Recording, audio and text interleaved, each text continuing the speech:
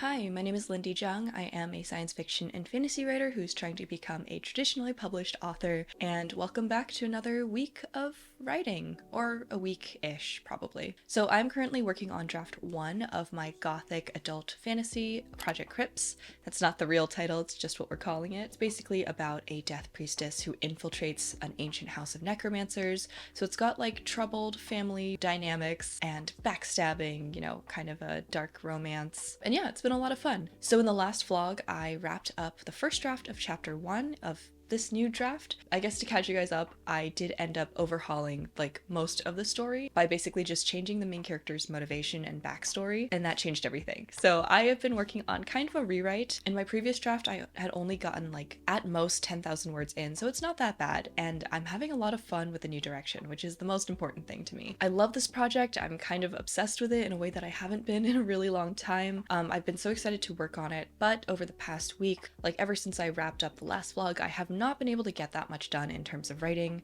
just like a little sprinkle of it here and there. If you've been watching my vlogs, you've seen how difficult it's been for me to balance. Like, I'm in grad school, that and work, and honestly content creation is a big part of it as well, because that eats up a lot of time, and just other obligations have taken away a lot of my writing time and energy. And this week the theme is getting some of that stuff back. I've always kind of considered myself a morning person, but this week we're really going to put that to the test, because for the next however many days, including my work days, I'm going to wake up just a little bit earlier and try to get in at minimum 30 minutes to an hour of writing time each morning before I do anything else. I'm basically trying to see if this can become a permanent routine for me, because if not, I do not know how I'm going to get this first draft finished by like February 1st/January, and I do have a soft deadline to have this book like finished, as in drafted, revised, all of that, and turned into my agent by sometime next spring. Keeping track of these goals, and also just in general all the other little goals and tasks I have to do every day of my life, has been kind of a hassle, but I do have some tools to help with that, which actually brings us to today's sponsor, ClickUp. I am so thrilled to be working with ClickUp again. They are a free-to-use, browser-based organizational tool that helps me stay on top of all of my tasks, from writing to YouTube to school. With ClickUp, I can track my tasks, make to-do lists, and set goals using a suite of tools and templates. As I've progressed in my first draft of Project Crypts, I've been using ClickUp to create timelines and set goals so I can meet my spring deadline for this book. ClickUp has been amazing for helping to break the overwhelming process of writing a book into bite-sized goals, which helps me maintain productivity. Since I last talked about ClickUp with you guys, I've gone ahead and made a task for each chapter, more or less, that's going to be in this project, and tied all of that to my overarching goal to finish the first draft of Project Crypts by February 2025. I've also roughly split up the chapters into the acts they'll fall into. This isn't a finished outline, but it's a pretty good idea of where I want my progress to be, and as I finish drafting each scene or chapter, I am able to check off a task or subtask. So as you can see, I'm about 6% of the way through this draft. This is just one of the many ways I've been using ClickUp to help me out in this drafting progress. I'm not 100% sure if I'm going to make that target window of February 2025, but I'm going to push really hard to do so, especially in these upcoming winter months, and ClickUp is going to help me do that. Try ClickUp to organize your writing life for free using my link, tryclickup.co/LindyJung, also found in the description box and the pinned comment. So, it's currently Saturday, October 19th. It's 9 a.m. This is actually a little bit of a later start in the day than I'm going to have moving forward, but obviously I have to like film this intro clip and all that. So what I'm going to do to start off this morning routine thing is I am going to spend the next hour, after I get my coffee, I'm going to spend that time just writing. Just an hour of writing. I'm putting all of my devices on Do Not Disturb. I'm not allowed to do anything else. But as I'm preparing my coffee, I'm also going to read one of my vocal training books. I have them on my phone because I am a perpetual phone reader. At least it keeps me off of the doom scrolling. But vocal training, in short, is reading books with a similar voice or tone that you want to emulate or achieve in your own writing before actually writing. I think it's an R.F. Kuang thing that she came up with. I first heard it from Kelly and Chris. And for this book, because it is a fantasy, but it is more gothic, I've been reading a lot of classic gothic literature, as I mentioned in my last vlog. Right now, I'm very deep into Wuthering Heights. I've also been reading a more modern gothic book, which is Juniper and Thorn by Ava Reid. It's not quite the voice that I'm trying to emulate, but I do really like Ava Reid's writing style. I personally find it really helpful to read before writing if I'm drafting. If I'm revising, that is not the case. I don't really know what the distinguishing factor is. As someone who basically can't see images in their head, a lot of writing for me and a lot of reading is like hearing the voice. So I'm going to try to see if I can hear the voice from these books and then kind of push that voice out onto the page. So yeah, that's what we're gonna do. Let's go ahead and make some coffee.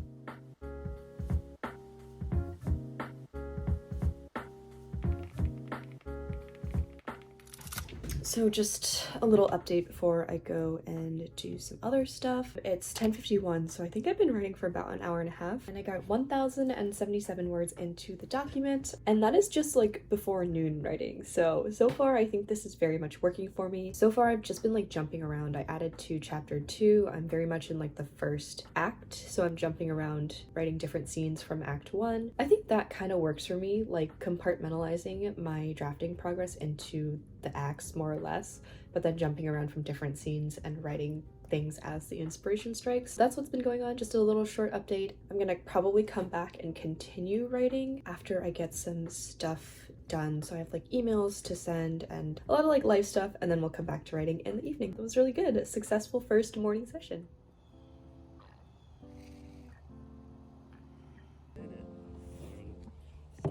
Just sitting in the driveway.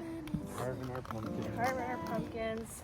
When I close my eyes, ruthless I know. Alice trying to carve the One Ring into a pumpkin. It's the one ring inscription. The one, okay. The black speed. All right. We'll see how that goes. I can't deny.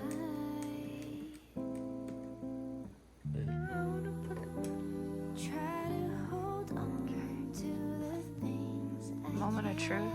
keep through my fingers. I was losing control. Look, Lou, it's you. Look at that.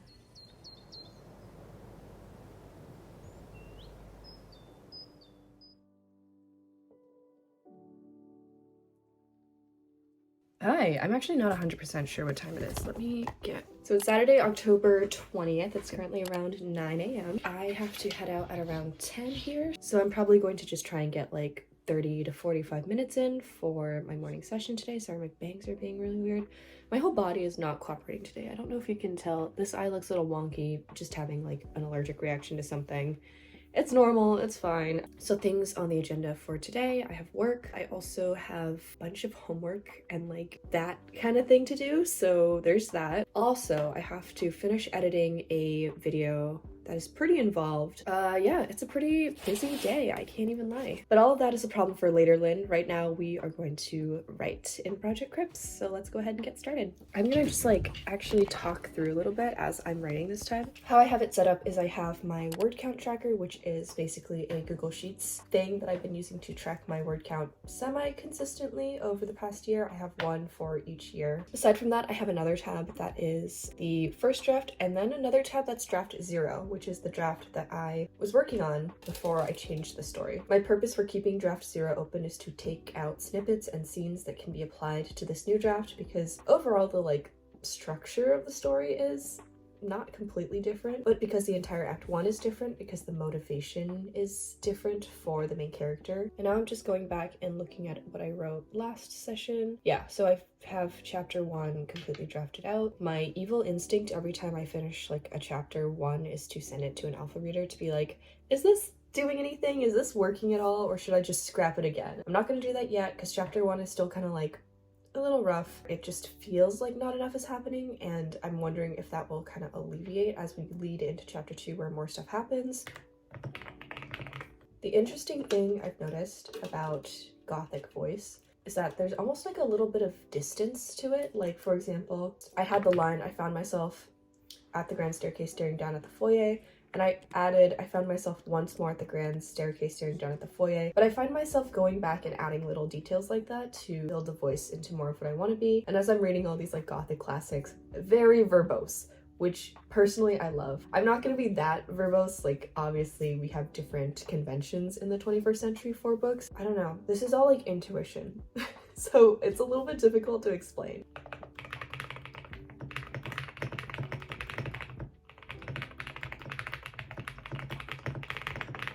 Okay, I just wrote out kind of a long description of like an item that the main character finds while she's kind of trying to navigate. It's kind of like world building setup, but I don't really know how relevant it's gonna be. I just kind of wrote it. I'm gonna leave it for now, but keeping that in mind that I might take that out. But this is kind of what I like to do when it comes to world building. This is a secondary world fantasy, so there's a lot of groundwork to lay. I give pieces, and I always give it in context. A lot of it is tying in world building pieces to backstory. So far, my main character's had a couple of beats where she like reminisced on her history because she's from a different culture, so I want to give that context without like just flat out saying I'm from a different culture. Basically, there's a lot of different things you can do to make it so that you're not just like info dumping world building. That is not helpful for reader retention, which the reason that you are writing world building into the story is to help the reader like understand your world, and also hopefully ideally your world building details will be very important contextually to the story you're trying to tell as well. So having it be a little bit more piecemeal and having it feel relevant to what's happening in the moment, or have it multitask,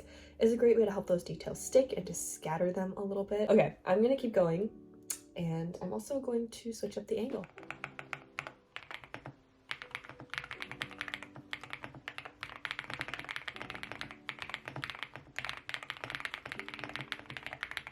Okay, morning session is done. I only did 30 minutes. I had around 400 words added. We're over 6,000 words now, so feeling pretty good. I feel like I just like added little bits onto scenes I already had. I didn't really break ground on any new scenes, and I'm still very much in like the thick of chapters 2 and 3, so hopefully by the end of this vlog, I'll have one of those done, probably chapter 2. I know it's only day 2, but I'm really enjoying this morning writing routine thing. I feel like it's a good incentive to actually get up, and it's a good way to start my day as opposed to like just endlessly answering emails. I think what's going to be difficult as we get into the work week is like setting aside those other tasks like school, YouTube, obligations, work, all those things, and focusing only on writing for that short period of time. I'm going to move on to other tasks and shift my focus until it's time to go to work, and yeah, good to go.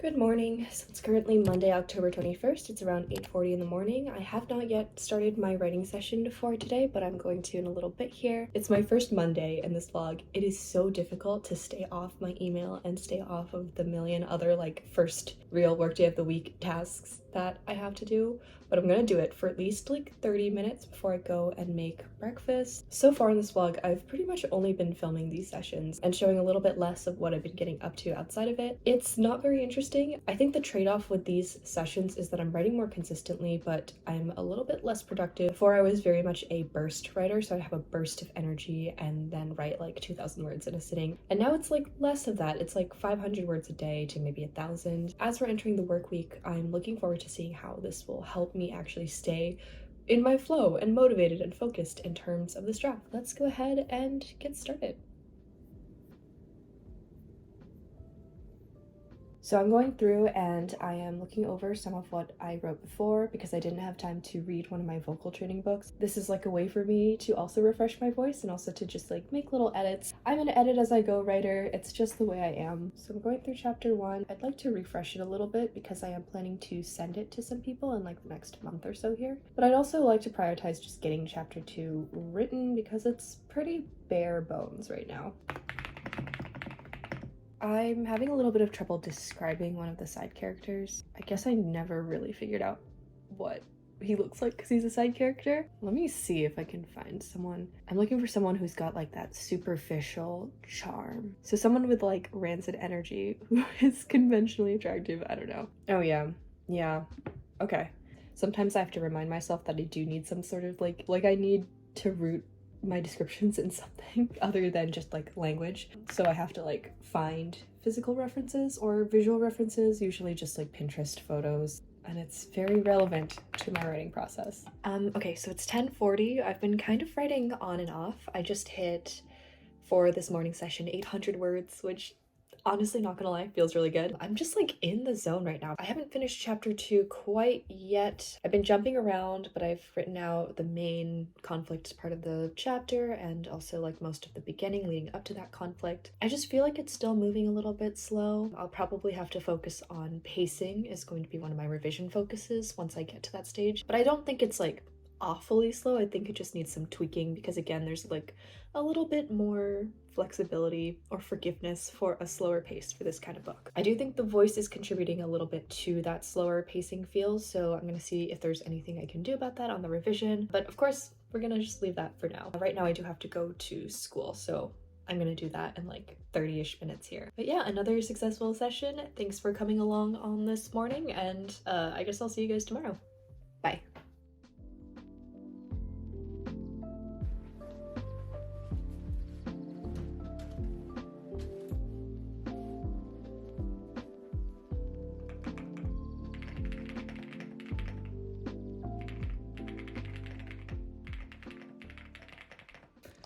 Welcome to day 4 of the morning writing routine. So it's Tuesday, October 22nd. I just put in like a couple words, not very many. I also have firefly earrings that my friend JD sent me. You probably, well, yeah, you won't be able to tell, but they glow in the dark. So I've just been chipping away at chapter 2. That's basically what this is, chipping away at chapter 2, adding some other scenes from act 1. I'm getting at the point where I have enough like complete scenes to start referring back to my original outline and pulling those into more of a shape. I don't know, this is a very intuitive process. It's a little bit wacky, and I'm not going back and editing so much, although honestly, chapters 1 and 2 could probably use it. I've looked back at the first 3 or so pages of chapter 1 a good number of times. I think those are really strong. It's basically just, you know, set up, but there's a beat on the second page that I'm hoping just seeds enough of that core question, that mystery, that thing that I want readers to be like, okay, what is that about? I want to see more of that, to kind of propel through the slower parts of the setup. What I'm doing with this book is, and I've said it probably 1,000 times, I'm so sorry, I am creating a mystery around the main character's motivations. And yeah,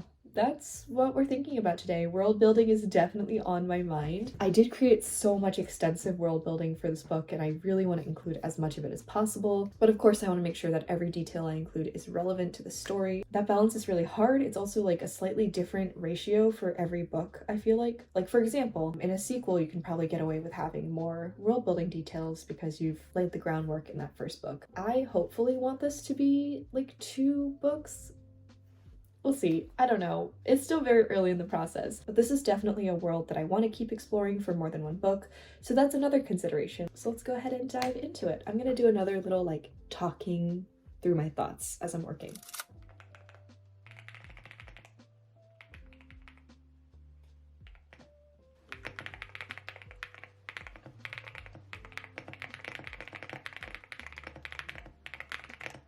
All right, so we're diving back into it. So I've introduced like 4. Okay, let's backtrack. So in this scenario, in the setup for this, which is basically like this death priestess goes to this mansion where rich people live. It's like a rich aristocratic family. And there's 3 like older people. Like the lord and lady of the house and then another older person in this family, the lord's sister, and then there's like... So there's 7 family characters that I need to introduce in the first act. So there's 2 characters that I need to find a place for. So they're not the most relevant to the immediate conflict, but they become very relevant to the main character's journey as things kind of go on. But I think there needs to be like a big gathering. I had it originally as like a big family dinner. It does feel basic if I make it interesting enough, and if I get that conflict, that tension really right. I don't think it's like a bad thing. I'm just struggling to think of like what other thing would this relatively reclusive family do that involves all of them getting together. Let's try it. If it doesn't work, we cut it.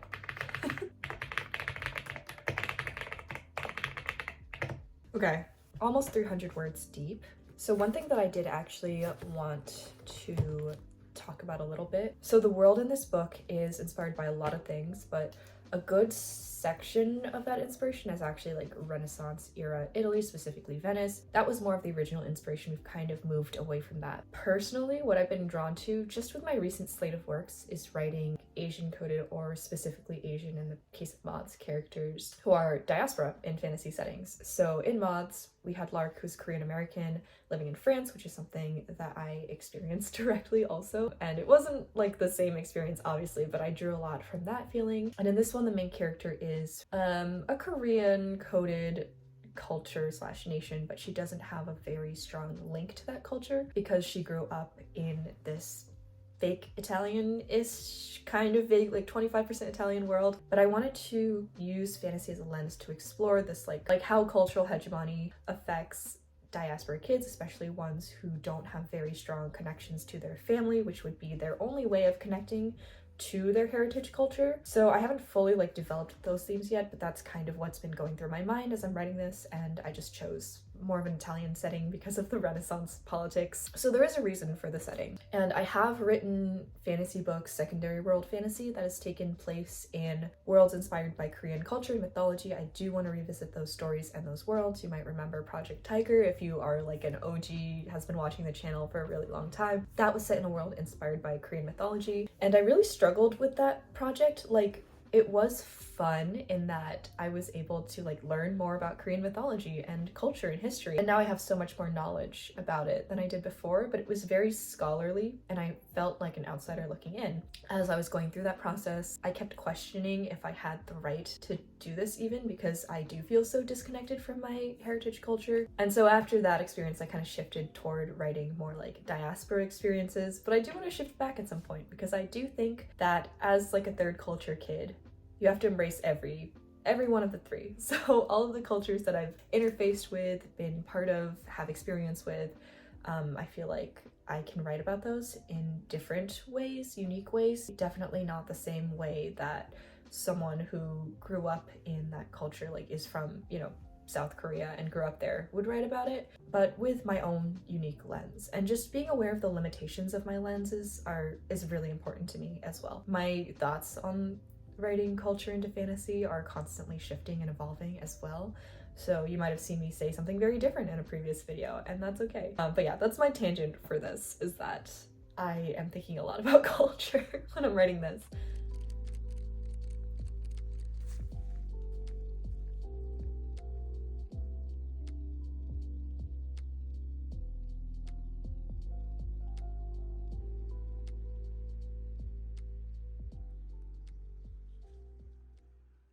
Hi. It is almost 10 a.m., so late start to the day. Haven't written a damn word, but I've been like tidying. I have my double caffeine breakfast and a yogurt to kind of have some protein. And as I was doing that, I was watching Alyssa and the Book's most recent video where she discusses NaNoWriMo, and I realized that I hadn't really like said that much about NaNoWriMo. I guess to give you some background, NaNoWriMo had two oopsies, by which I mean two controversies. Last year, they had issues with their forums and that some of the moderators were using them as a place to prey on minors because there's like a young writers forum. The second one happened a couple months ago. The organization put out a very off-color statement where they were defending being sponsored by Pro Writing Aid, which has AI writing tools. I'm very staunchly against generative AI. It's a big topic in the community. I'm not going to pretend that I'm the expert on it, but personally, I would never use it.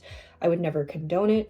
And I think that in general, as someone who is pursuing traditional publishing, I know that traditional publishing is like including it in their contracts, making statements like, we will not accept any work that has been touched by AI, but it has become more and more present in our community as writers. Like, I honestly get approached probably by 2 to 3 of these brand new startups that use generative AI writing tools, however they market it, every week. I have not taken one. I will never take one. I have my thoughts on the use of AI in other spaces. Like, for example, there's some like promising stuff with medical technology. I also know a lot of educators who use it to like come up with activities, little lesson plans, stuff like that. Creative endeavors are one place where it's absolutely not okay to use. To me, that defeats the purpose of art. I don't know. It just feels like this besmirching of the time and the work and the love and the individuality of writing. Obviously, it's a big, messy topic. AI encompasses a lot. But in short, NaNoWriMo got sponsored by a company called Pro Writing Aid, and they have generative AI. And then they got a little defensive because people were probably like, why are you being sponsored by this company? And we put out a statement. It was really weird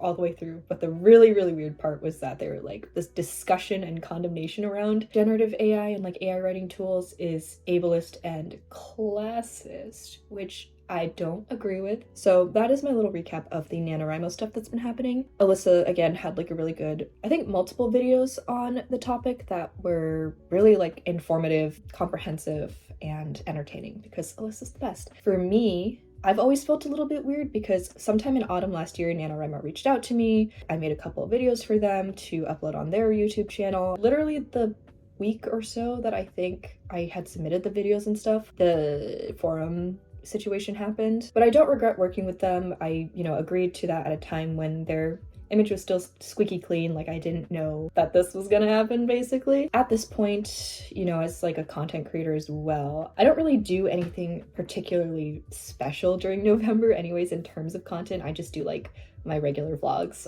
and videos. The last couple days of October through the end of November, I do want to add 50,000 words to Project Crypts. I don't really feel the need personally to use their like NaNoWriMo name in anything other than like tags maybe. I would not hold it against anyone who did because I understand people, and I kind of feel this too, where I'm like, it's almost not fully attached to the organization. I've kind of like habitually detached the two even before any of this happened. And I think it's also very built into me to treat November especially, but all of autumn in general, as like a writing time. So yeah, that's basically what I'm going to continue doing. And speaking of writing, I'm going to be putting some words into Project Crypts. I haven't done any sprints through this, and I won't today. I just wanted to mention it because I know that sprints are such a common tool, but I've realized that they're not the most helpful for me other than when I'm doing things in a group, like in my live streams. I've found that like kind of working intuitively and going for a rough time frame is a little bit easier on my brain than doing time sprints. So let's go ahead and get started. So one thing I'm noticing with this draft is I have a much stronger idea of how to like form scenes. It probably sounds really silly and basic, but sometimes as I'm getting into the flow of just telling a story, it's hard to think of scenes as like individual units. But I think I'm getting better at understanding like scene to scene pacing, scene level pacing, so pacing within a scene, and also like inserting a lot of conflict into each scene, which this book is amazing because there's so much opportunity for conflict because every member of the family hates each other. Just coming up with that web of relationships and conflicts was really fun, and now playing around with that is really fun, and it makes every scene feel really like rich and tense. But I think I could up it a little bit more, especially in these earlier chapters where you don't fully understand the relationships between characters yet. But yes, definitely recommend setting up your story so that there's like lots of different webs of conflict and opportunities for it, because I think it just makes that scene level tension that much easier to come up with and more rich and fulfilling. That was definitely an issue that I ran into with Moths, and that I'd potentially like to take another look at, because Moths didn't have as many characters, so that interpersonal conflict wasn't as much at the forefront. We'll see. We'll see if it all comes crashing down on my head. Okay, let's keep going.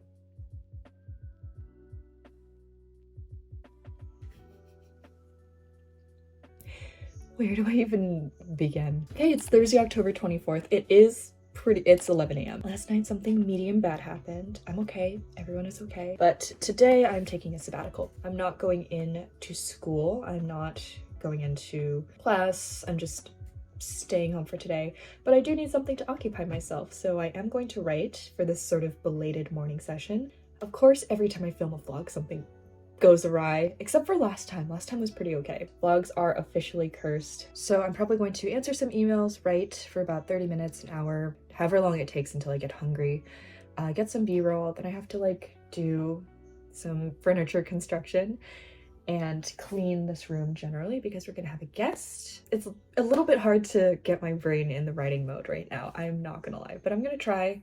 Hopefully answering emails will calm me down. I did want to do like a little bit of a check-in update kind of thing with how this challenge is going. And so far, so I started this on the 19th, and I started with 5,805 words. I'm at, as of the 23rd, 7,637 words. So that's almost 2,000 words in the pot over 4 days, or over 5 days. I would like to put in a little more. I'd love to hit 2,500 total across those days today, so I'd like to add like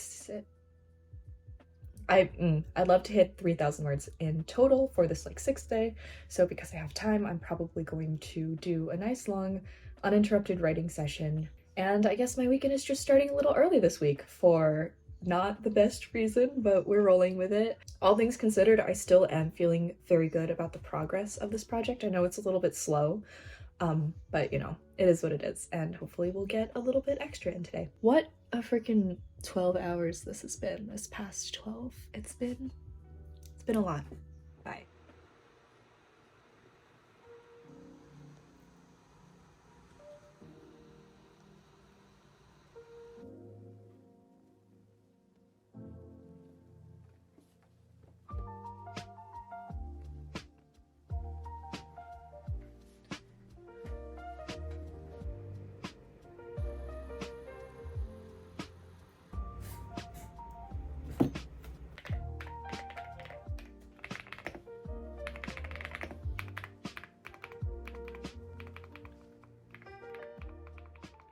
Don't talk. Be silent. Be silent.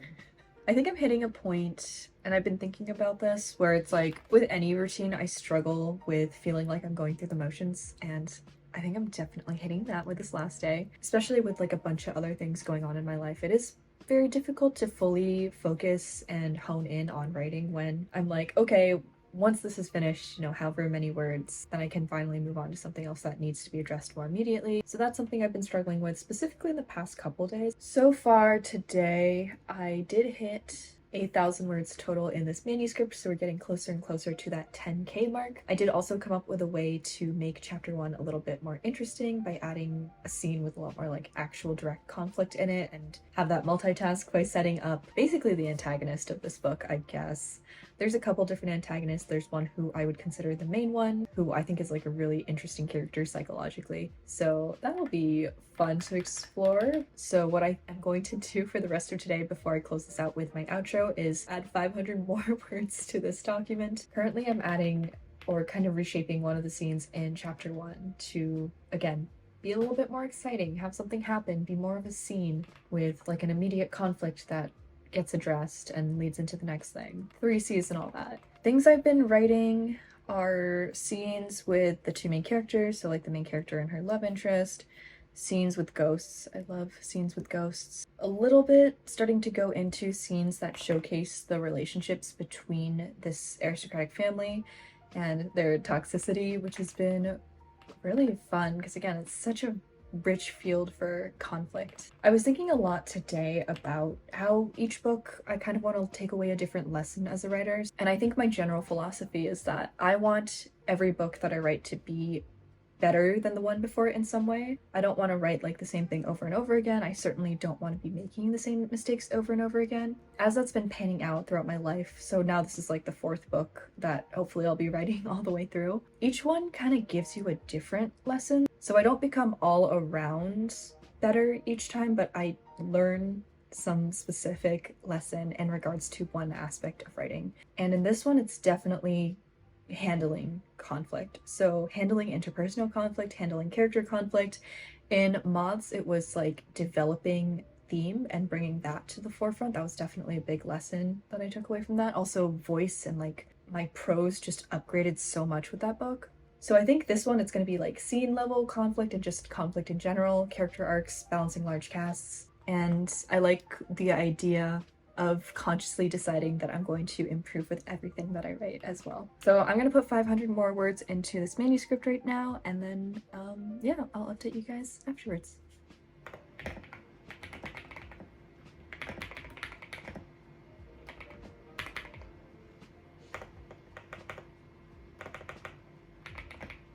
Okay, so it's officially 4 o'clock, and I'm gonna go ahead and wrap this vlog up. For today only, my final word count for the entire manuscript is 9,019 words, so I did hit that kind of like soft 9,000 word goal that I had for the entire manuscript, and in total today, I specifically added 1,135 words. And across the 6-ish days of this experiment, so not quite a full week, but like pretty close, I went from 5,805 words to 9,019 words, so adding around 3,200 words. All in all, for 6 days, that's not that bad. That's about an average of 500 words a day, but As you probably noticed if you've been paying attention to the numbers up until now, there's a lot of fluctuation between days. For example, the first day I did this, I had 1,077 words added, and then it was 391 the second day, 814 the third day, 507 the fourth day, 120 the fifth day. Oh, that actually is 7 days. So I did this for 7 days. I did this for a week. 120 the fifth day, 247 words the sixth day,